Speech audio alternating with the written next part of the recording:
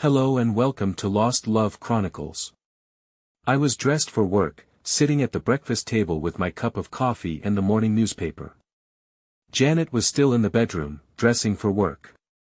There was nothing different about this morning to distinguish it from any of the previous workdays. As my eyes scanned over the front page, there it was in the middle of the page. I knew it would be there. Carmine told me it would happen last night. Carmine never fails to do the things he said he would do. Man found murdered in his garage, the news article read. It went on to say that a Robert Toldson was found dead in his garage last evening. He had been beaten and then strangled with a garrote. The article said Robert Toldson was an employee of the Callis Realty Agency. Janet is also employed by the Callis Realty Agency. The police have no suspects at this time. The investigation was just beginning. There was no reason to read any more of the newspaper. I folded it and placed it on the table where Janet always sits in the morning. A sweet, warm feeling washed over me as my mind sorted through all the factors that led up to this morning. I was sipping my coffee as Janet came into the breakfast area. My God, was she beautiful. My wife of 5 years was more stunning today than she was 7 years ago when I first met her.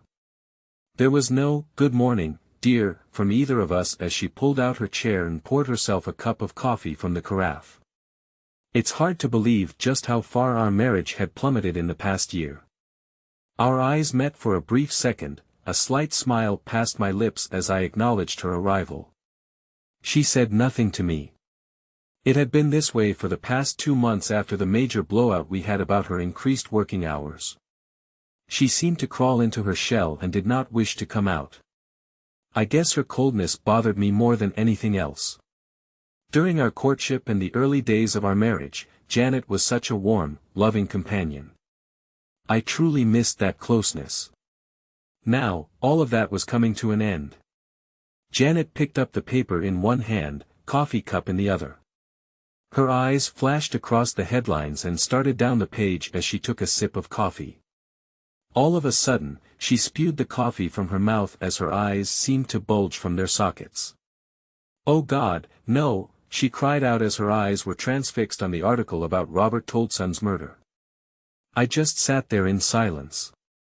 There was nothing I needed to say to her about the subject. Janet looked as if she were about to vomit as she quickly rose from her chair and ran to the bathroom. I took a deep breath, got up from my chair, and placed my coffee cup in the dishwasher. With my briefcase in hand, I went out to the garage and got into my car. I didn't care to ask Janet if she were all right. It didn't matter anymore to me how she was feeling. Let me do some introductions at this time. My name is John Canilla. All my friends call me JC. I'm 29 years old and a product of Sicilian ancestry in the Italian section of Pittsburgh, Pennsylvania. My youth was mostly spent getting into trouble along with a gang of other young Italian boys. We used to think of ourselves as the junior mafia. I'll skip over most of the other bad stuff we got ourselves into and focus on the one event that had a major change in my wayward direction. Carmine Vito and I were closer than two natural brothers. We were the same age and hung out with the same gang of guys. The major difference between Carmine and me was brain power. I won't say Carmine was dumb or anything like that, it was just the fact he couldn't use his head to keep himself out of trouble with the law. Even though he and I did most of the bad stuff together, he was the one who usually got caught by the police. One night, Carmine and I had broken into a dogfront warehouse. We were looking for some easy items to rip off and make some cash for ourselves. The security guards must have seen us entering the building through the side window. They were waiting for us as we slipped back out the window with several boxes of MP3 players in our hands. The one guard grabbed Carmine just as I was turning around. The second guard tried to grab me, but I shoved the box into his face. I jumped on the other guard's back and punched him on the side of his head with all my might. He let go of Carmine as I pulled him to the ground. I was shouting to Carmine to get his ass out of there as fast as he could. Carmine turned and ran off. The second guard recovered and grabbed me from behind. There wasn't much of a struggle after that. The guards had a nice time with me till the cops showed up. When they arrived, they were laughing with the guards as they surveyed my bruised and bloodied body. I was taken to the police station and put in a holding cell till my parents came down to get me released. To make this long story short, I never gave up the name of the other person who was with me in the warehouse. I was given 2 weeks in jail and put on probation.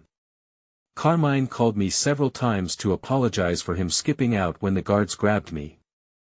I told him it was all right because if he had been caught with his prior arrest record, he would have spent a year or more in jail. He vowed that he would make it up to me if it took him the rest of his life. My parents were angry and humiliated by my arrest. My dad thrashed my butt with his leather belt till it almost bled. Then I was told they were going to enroll me in St. Peter's Catholic High School because I needed to be straightened out one way or the other. Needless to say, the nuns and the priests did a very good job in the discipline department. By my senior year, I had made a change in my lifestyle. One of the priests who became a mentor for me encouraged me to take a different path with my life. So it was, I dropped out of the neighborhood gang and finally did well enough that year to get accepted to Penn State. Again, cutting the long story short, I did well in college and graduated with a degree in human resources. It was easy to find a job with a good company upon graduation. For once, my parents were proud of me. Even though I dated a lot of women while I was in college, I wasn't ready for any long-term commitments. It was 3 years after graduating from college when I met Janet Ficano. She was the first female who made me think twice about ending my bachelorhood. We met at a seminar for HR representatives. After the seminar, I got her phone number and told her I would call her. She seemed quite pleased with that prospect. Janet was different than any of the other women I had dated. There seemed to be many sides to her personality. At times, Janet seemed like Chris Costner Sizemore in the movie, The 3 Faces of Eve. The trait which I liked the least was Janet's stubborn personality. Whenever Janet took a mindset about a particular issue, there was no dissuading her from her belief, no matter how wrong that belief might be. Our courtship was an on-again, off-again affair. We never indulged in sexual relations during the first year of our dating. I found out that Janet had been abandoned as an infant. Her mother left her in a pew in the back of a church and walked out of her life. Her early years were spent in a home for orphan children and then in several foster homes as she became a teenager. I firmly believe it was this lack of having a mother to love and care for her that caused most of Janet's personality problems. In spite of all her problems, Janet was the most loving and warm person I had ever known when she was with me during those first years. My parents were not strong supporters of Janet during our dating years. They always told me I would be sorry if I got too involved with her. I didn't listen to their good advice. Janet and I were married in a small ceremony at my local church. Janet and I both agreed that we would hold off having children until we were financially established and she would be able to quit her job and be a full-time mother. That fact did not sit well with my parents. Things began to go sour in our marriage during the 3rd year. The company Janet worked for was bought out by a larger company, and her job was eliminated. She became very depressed by the loss of the job she really liked. We weren't in any financial difficulty, although her salary had been a nice addition to our savings account each month. It took several months before Janet finally landed a new job. It wasn't a job she particularly wanted. The job was office manager at the Callis Realty Agency. I tried to be overly supportive of Janet during her unemployment period. Sometimes I felt she resented the fact that I had a job I truly enjoyed, and she had to settle for a second-best job. For a long while, she had some serious mood swings, especially during her monthly period. After working at Callis for a couple of months, she slowly began to regain her normal, pleasant personality. Things started looking better for the both of us. Our sex life, which had suffered badly during Janet's unemployment period, was also on the rebound. There were times in our bedroom when I felt Janet was trying very hard to make up for the rough patch by being more aggressive with her lovemaking. I never complained. For about 9 months, our married life was at its best. Janet became more enthusiastic about her job. She even began a home study course in real estate. I was pleased with the change in her demeanor and loving wife she was to me. Then came the good news and the bad news situation. The good news, I was making a slow but steady progression up the management ladder with my company. I've been with them for 5 years, and my future looked very promising. Then came a merger with a company based in Atlanta, Georgia, which started a major change in my job responsibilities. The Atlanta company was to be assimilated into our corporate structure. As such, I would have the responsibility to train their personnel and to make headcount cuts as I saw necessary. I was really pumped up with my new job responsibilities. The bad news, my new assignments would mean I would be traveling out of town more often and for some longer periods away from home. Janet was not thrilled with the prospect of me being on the road so much of my time. Even during the longer periods on the road, I would manage to be home for the weekends. At first, this seemed to placate Janet's anger at my being away so much, but, and there always is a but, slowly my coming home for the weekends didn't seem to be enough to make up for the time away from home. Janet moved into her stubborn mindset in which she claimed I was enjoying being away from home, and she suddenly hinted that I might have a lover who I spent time with in Atlanta. Nothing I could do or say could move her away from this negative thinking. I would call her at work during the day and every night when she was at home. I sent flowers to her at work and I sent her humorous cards over the internet. Her coolness toward me continued. It had taken the better part of 6 months to complete the staff training in Atlanta. My days as a road warrior were coming to an end. In addition, I was given a promotion at corporate headquarters. These were 2 things which I felt would cause a turnaround in Janet's attitude toward me. I was wrong. It seemed as soon as I stopped traveling, Janet started working longer hours at the agency. I tried to question her about the reasons for her working hours. She gave me some sarcastic answer about it being her turn to work for a promotion. She even said that it was time for me to know how it felt to be alone in the evenings. Our sex life was running on empty. 2 weeks ago, Janet told me that she and several of the people at her agency would be away for the weekend attending a special introduction session with a developer who was beginning construction of high-rise condominiums near the riverfront. She said it was imperative for her to get in on the ground floor with this developer. There was no asking me if it would be all right for her to be gone the entire weekend. She was going to go, and that was the end of the discussion. Although I stopped running with the junior mafia when I was in high school, I did keep in touch with several of my closest friends, especially my buddy Carmine. I called him up and asked him if he wanted to see the Steelers vs. Raiders game on Sunday. There wasn't any hesitation in his voice. We were going to the game. Carmine always knew how to get the best tickets to the Steelers games. I told him Janet would be away on business on Saturday and Sunday. He then told me to plan to spend the weekend with him and the boys. We could catch up on all that was going on in the old neighborhood. The thought of a weekend away from home and wife sounded really great to me. I didn't bother to tell Janet of my plans. Friday morning had been another chilly event for us around the breakfast table. I briefly asked Janet if she had a phone number where I could reach her while she was gone. She very coolly told me not to bother to call her while she was gone because she would be with some very influential people.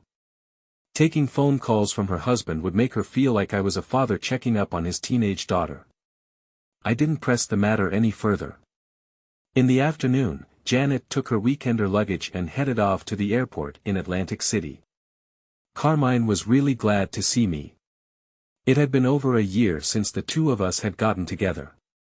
It seems I was one of the few guys from the junior mafia who had been successful in getting out of the old neighborhood before spending any more time in jail. Carmine would also remind me of the outstanding debt he owed me. Anything you need, JC, you just give Carmine a call, and I'll take care of it for you. Saturday night was spent at the Sweet Kitty Cat Lounge on the southeast side of town. The strip club could easily pass for the Bada Bing Club on The Soprano Show. There were a dozen or more young, scantily clad females dancing on stage and lap dancing in the audience. A sweet young thing, she couldn't be much more than a day older than her 18th birthday, came over and began to wiggle her smooth ass at my face. "Go ahead, JC, she's yours for the night if you want her," Carmine said as he squeezed her left breast. "Sorry, Carmine, but you know me.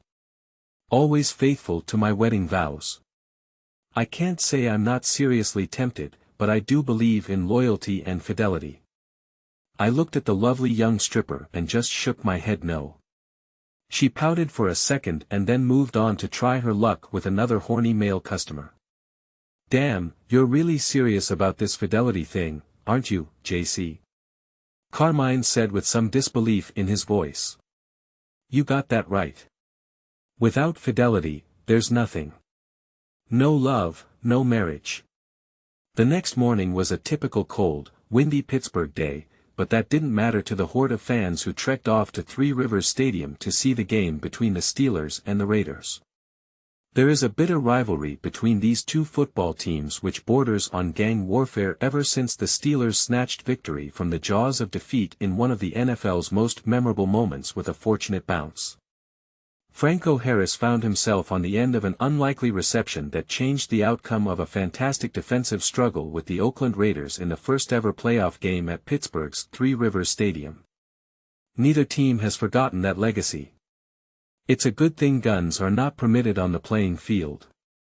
The Steelers weren't having a great year at this point in the season, they were 5 wins and 5 losses. Today would be the biggest game of the season. The silver and black were back in town. It was hard head banging all afternoon on the football field. I was getting hoarse from all the shouting and screaming I'd been doing, but the final score was Steelers 21, Raiders 20. The day couldn't have ended on a better note, or so I thought.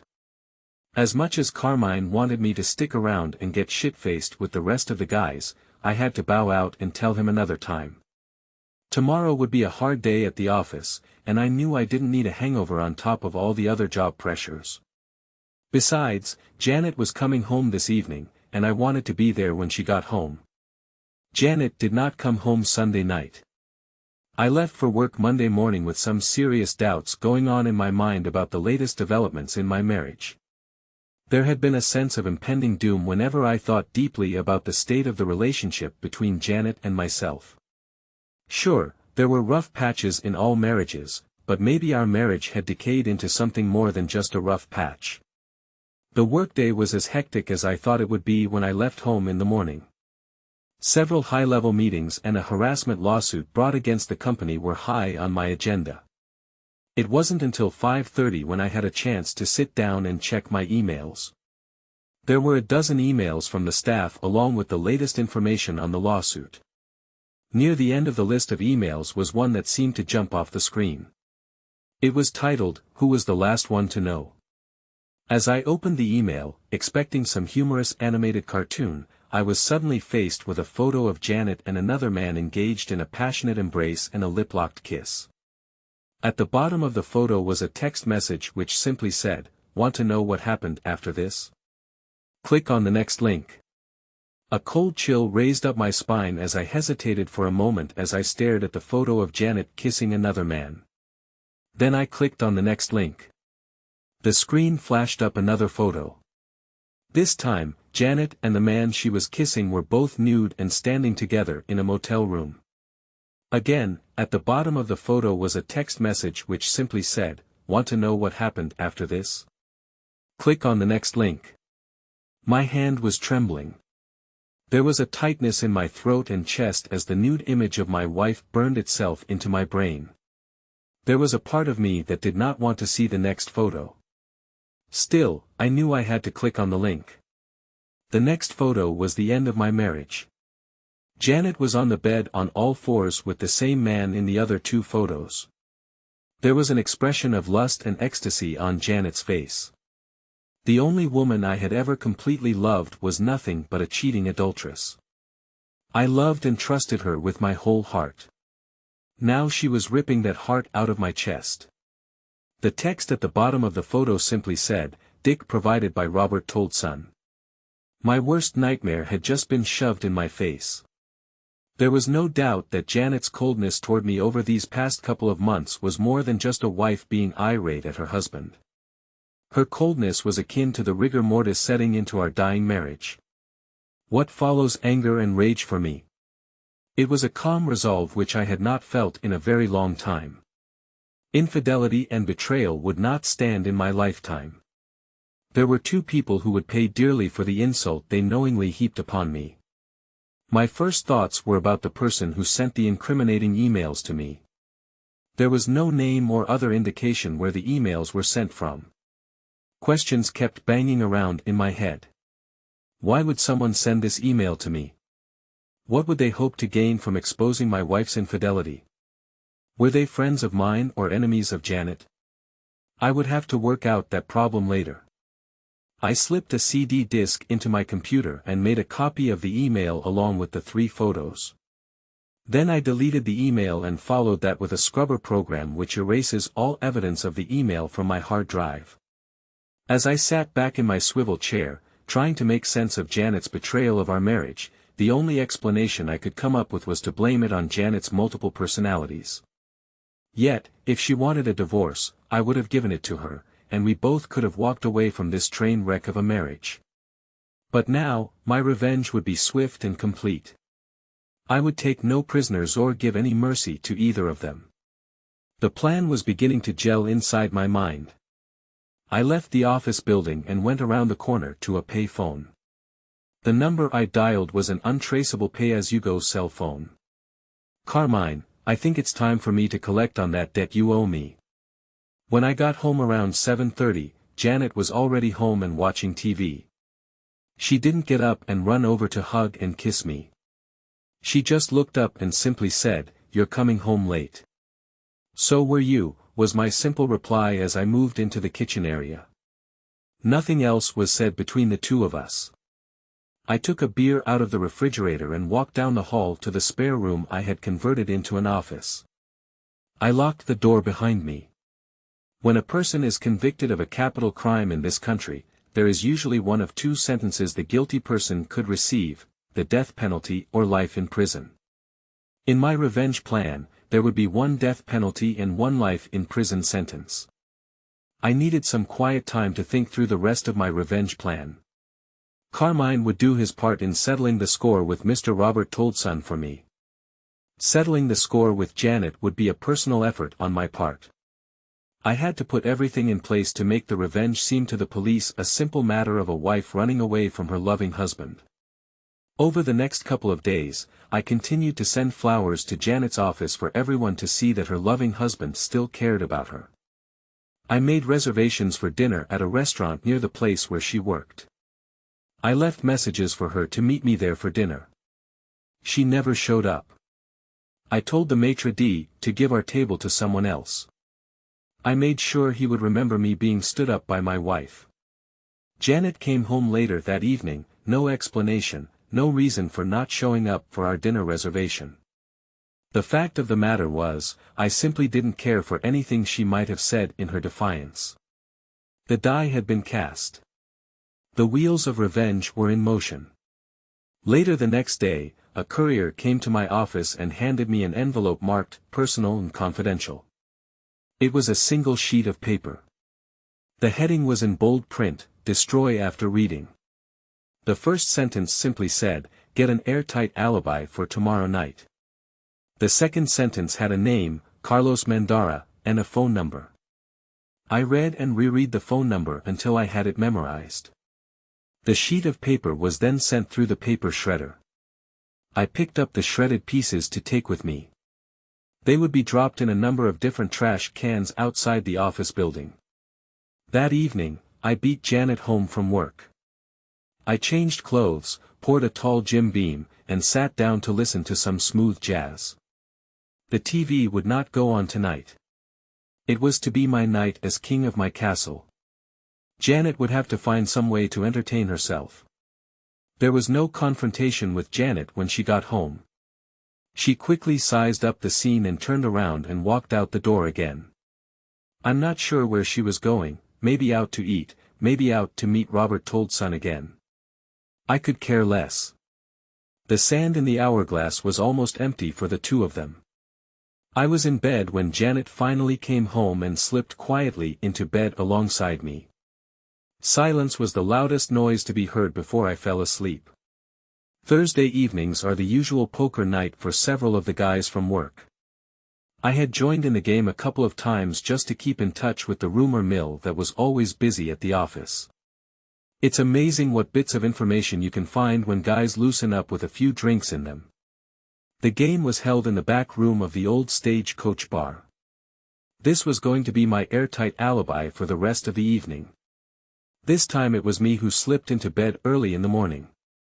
The clock on my nightstand read 2:35 as I pulled the covers over me. Not a sound or movement from Janet. It wasn't hard for me to fall asleep, even though I knew what had taken place sometime earlier that evening. Now that Robert Toldson had been delivered his death penalty, it was now time to mete out the punishment to the second perpetrator. There didn't need to be any immediate action for the life and prison penalty. The fact that Janet's punishment would begin soon after I made a phone call gave me a sense of satisfaction and justice. Whatever it was in Janet's warped personalities which made her feel that she could blatantly disrespect me in the most hideous manner was something for someone else to determine. I no longer felt any compassion toward the woman I once loved with all my heart and soul. The retribution which was about to fall on her was of her own making. The police interviewed every member of the staff at Callis Realty Agency. They got several interesting but inconsistent statements from members of the staff. Janet was one of the people who the police interviewed more than once. A detective, Lawrence Backton, stopped by the house that evening and questioned me about any knowledge I might have about Robert Toldson. I told the detective I had met Robert only once. That was at a Christmas party which Callis held for all its employees and their spouses. Other than that one time, I had not seen or spoken to Mr. Toldson. The detective tried to bait several questions with the inference that Robert and Janet may have been more than just co-workers at the agency. I told him I had complete faith in my wife's faithfulness and I could not think of any reason to doubt her fidelity. He just smiled at me as if he were thinking me to be the poor, sorry cuckold. The funeral for Robert Toldson was held on Tuesday that morning. I saw Janet dressed in her solemn black dress, the same one she wore for my mother's funeral. She didn't ask me if I wanted to come with her to Robert's funeral. Whatever she was thinking concerning Robert's death, she kept to herself. I'm sure she had a lot to think about, including the murder and her infidelity. On several occasions during the next week, Janet seemed to want to start a serious discussion about our relationship. My cold shoulder toward her quickly brought her attempts to an immediate halt. I was beyond any form of reconciliation or kiss and make up. I had my finger on the button.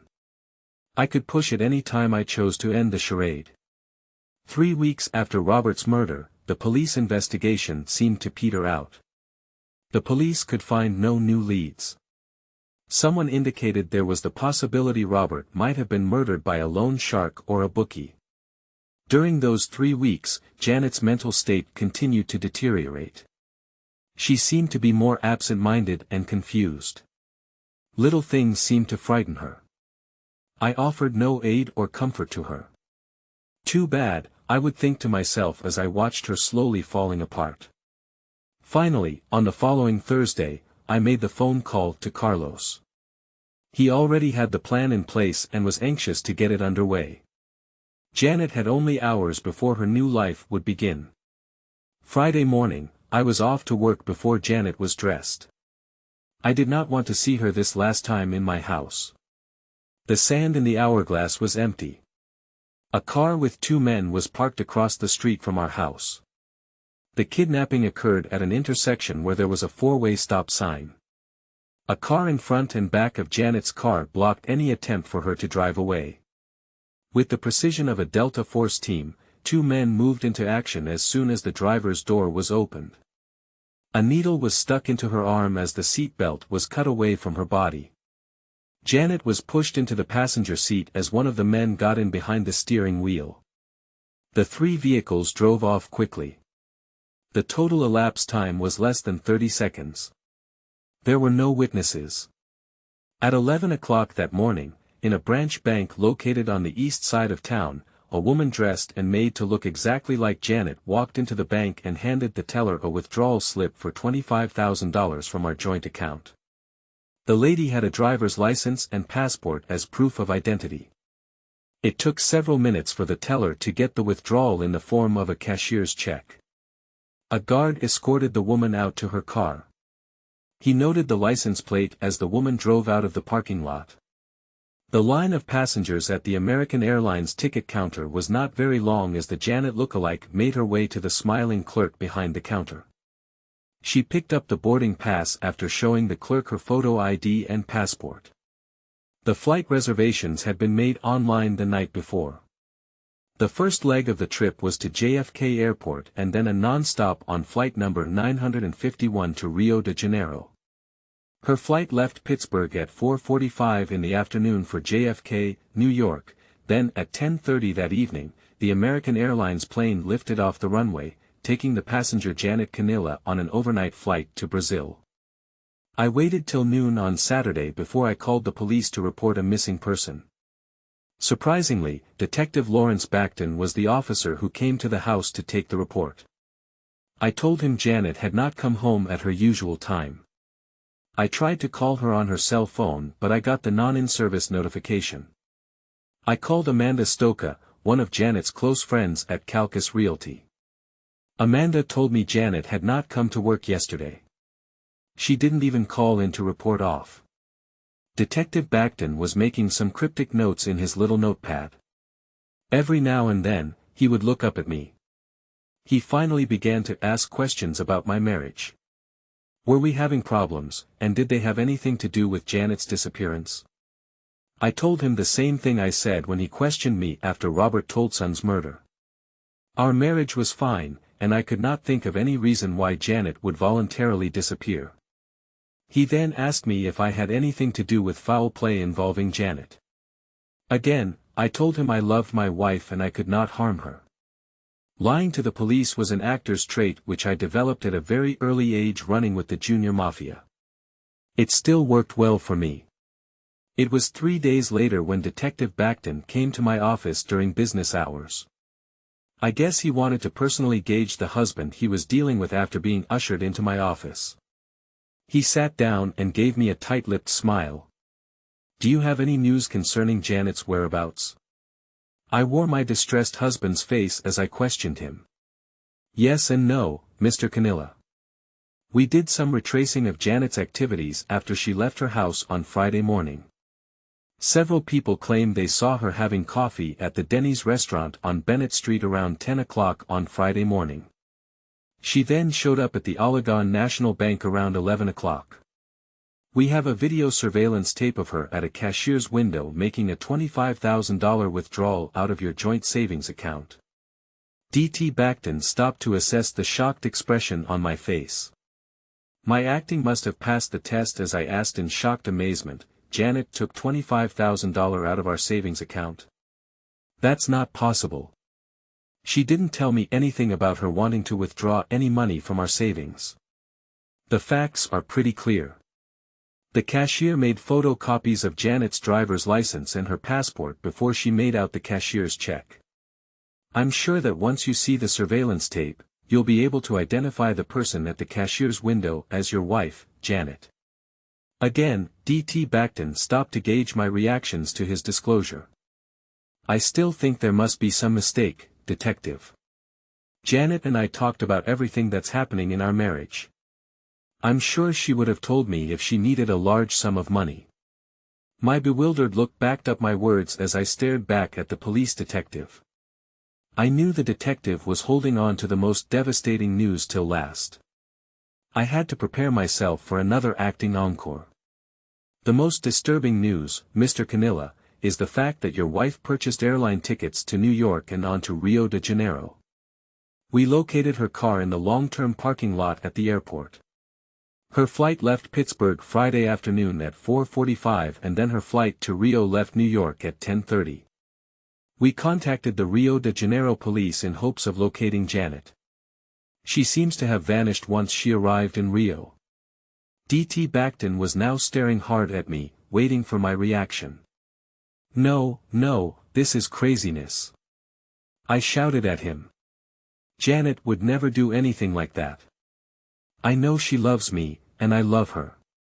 Leaving the country is nonsense."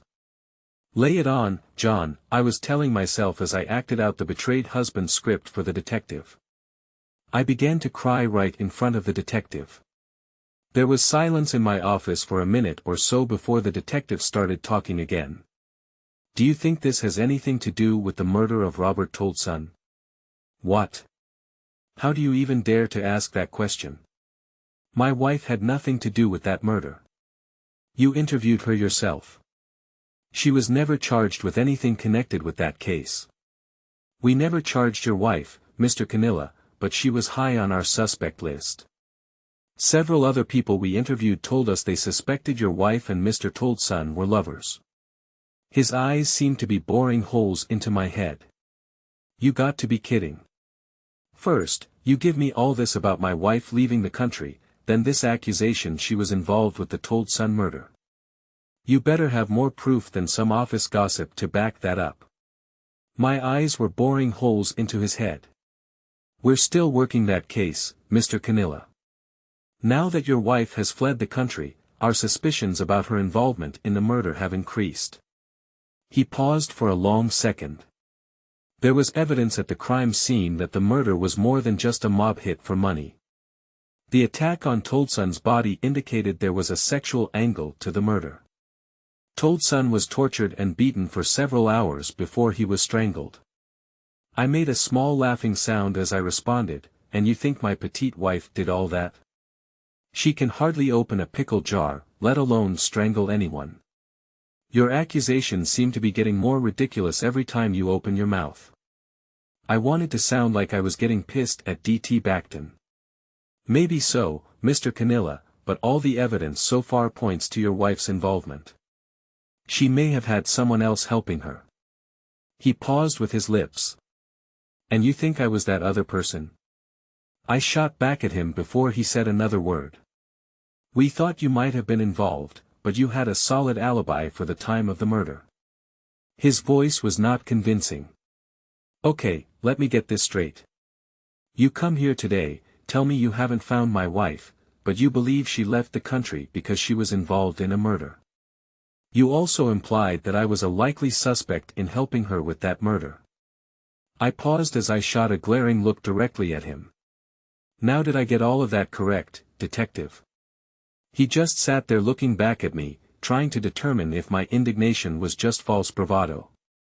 "Is there anything else, detective?" I said with a hint of scorn in my voice. "If not, then this meeting is over." I stood up from behind my desk and moved toward the closed door. I opened the door to indicate it was time for him to leave.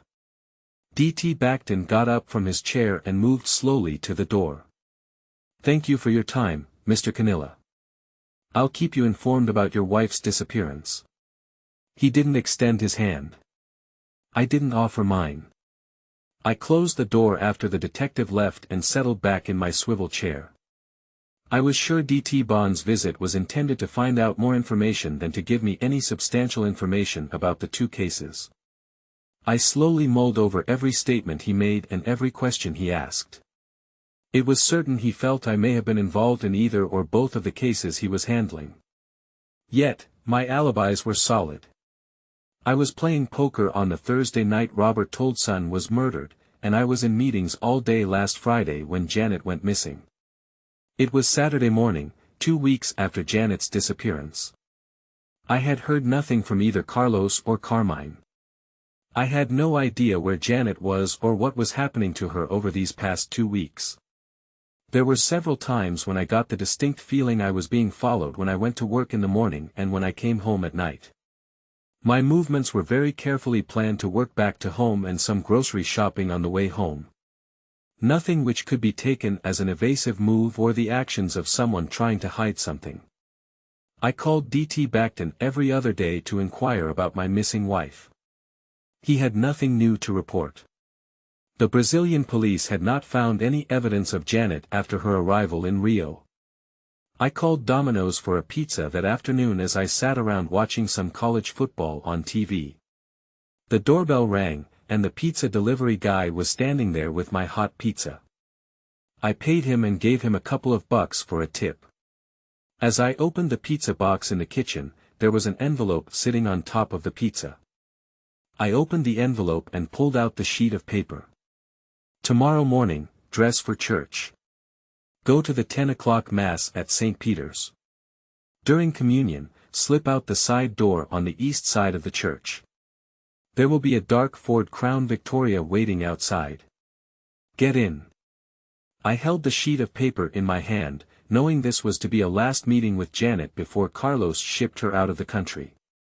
He had waited the 2 weeks to ensure the cover plan of Janet flying out of the country was well documented, and it was all the evidence the police had to work on. It was an elaborate deception set up by Carlos to send the investigation in the wrong direction. It also established the fact that Janet was alive when she boarded the plane to Rio. That way, the police could not try to make a circumstantial case of me doing away with Janet, even though there was no body to be found. The bedroom was pitch black as I stared up at the ceiling. This past month and a half had been a living nightmare for me. After receiving that email, the chain of events which occurred reminded me that my ancestral roots would always bring out a dark side of my personality whenever I was disrespected by anyone. Nature or nurture, there was no doubt in my mind where my dark side came from. St. Peter's is a very large church. The 10 o'clock Mass is highly attended by several hundred parishioners. It was easy to get lost in that crowd and to spot if anyone was following me. If the police had a tail on me, they must have waited outside the church as the throng of people moved to the front of the church for communion. I quickly slipped out the side door. The dark Ford sedan was waiting with a motor running. I got into the back seat as the car roared off into the busy street. The trip took about 10 minutes before the big sedan pulled up in front of a large warehouse building. The driver never turned around. He just told me to enter the building through the side door. The inside of the large building was very empty. Near the back was an office area with light coming from several windows. As I approached the office area, Carlos stepped out and walked toward me. This was my first face-to-face meeting with Carlos. "Hello, JC," he paused and smiled. "Carmine told me it would be all right to call you JC." His hand was extended. We shook. "Are you sure you want to see your wife again? These last several weeks haven't been very nice for her," Carlos said. His words were a warning that I might get upset when I saw Janet this time. "I'm past caring what she looks like or what she has gone through since you took her."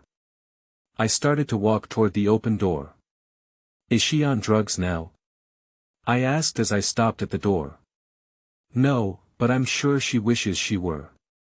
I've kept her clean and very conscious all the time. She is now a broken woman and well trained for her new life." We both stepped into the well-lighted room.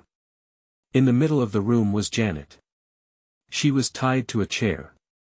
I walked around her and stood directly in front of her. We were within inches of each other's body, still she said nothing. Her gaze was directly over my shoulder. Her eyes no longer had the sparkle and vitality in them. "For the rest of your life, Janet, you will remember that you brought all of this misery down upon yourself. I put up with all of your mood swings and your cold attitude toward me, but I could not tolerate your infidelity. For the disrespect you and your lover heaped upon me, you will now spend the rest of your life paying your adultery. Robert has already paid his debt to me." My words were spoken slowly and distinctly as I looked into her tortured face. I wanted her to know that it was me who brought her and her lover to justice. "As much as I once loved you, I want you to know that is as much as I loathe you now. Carlos has assured me that where you're being sent, they will take good care of you, as good a care as they provide for their best horses and cattle."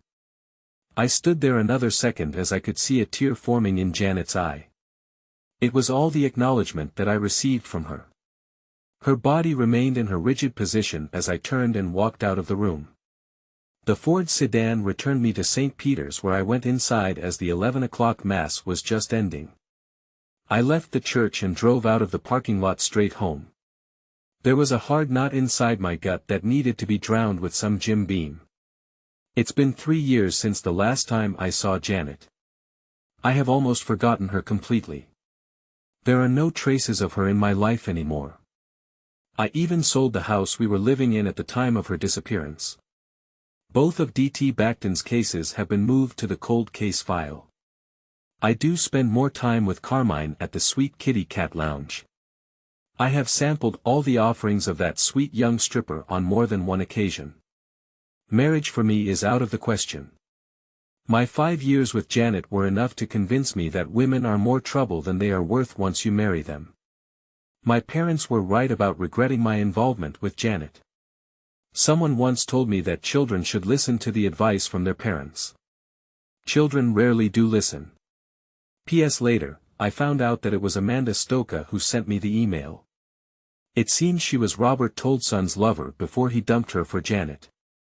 I never thanked her for the email, nor did I ever find out how she obtained those photos of Robert and Janet. I guess she got her revenge the same time I did. There is something written about the wrath of a woman scorned. Dear listeners, please share your thoughts in the comments section below and don't forget to like, share, and subscribe.